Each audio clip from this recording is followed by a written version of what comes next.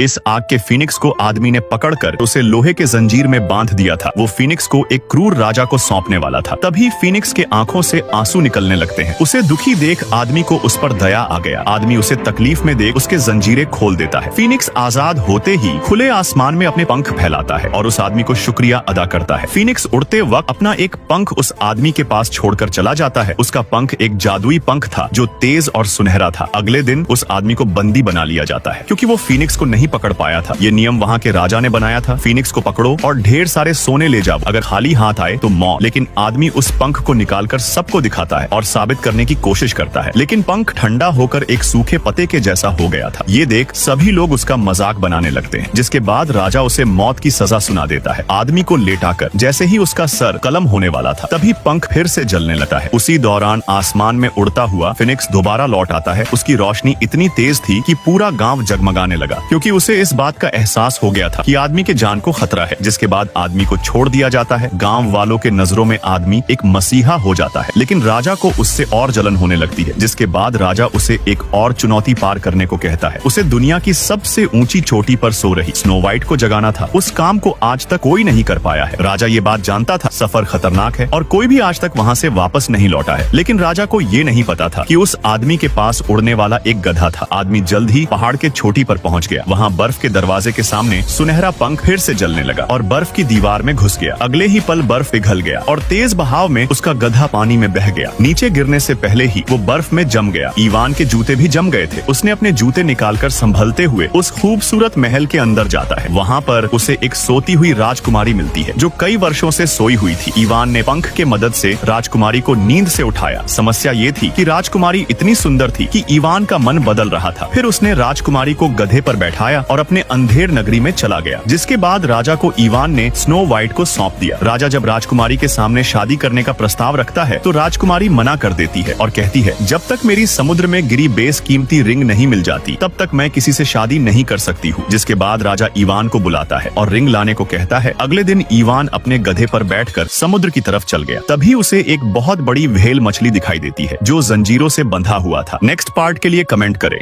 ये आदमी और उसका गधा एक आइलैंड पर कपड़े सुखा रहे थे। तभी उन्हें अजीब भयावह आवाज सुनाई देती है। उन्होंने देखा एक विशालकाय व्हेल मछली रो रही थी। असल में उस विशालकाय व्हेल मछली को किसी ने लोहे के जंजीरों से बांध दिया था, जिस कारण वो अपने जगह से हिल भी नहीं पा रही थी। आदमी उसके सामने एक तिनके के समान लग रहा था। उसे तकलीफ में देख आदमी उसे जंजीर से छुड़ाने का फैसला करता है। तभी आदमी को छींक आती है। छींक आने के साथ उस व्हेल को आजाद करने का एक आइडिया भी आता है। उसके पास कोई आम गधा नहीं बल्कि वो गधा एक उड़ने वाला गधा था, जिसके ऊपर बैठकर उड़ते हुए आदमी उस व्हेल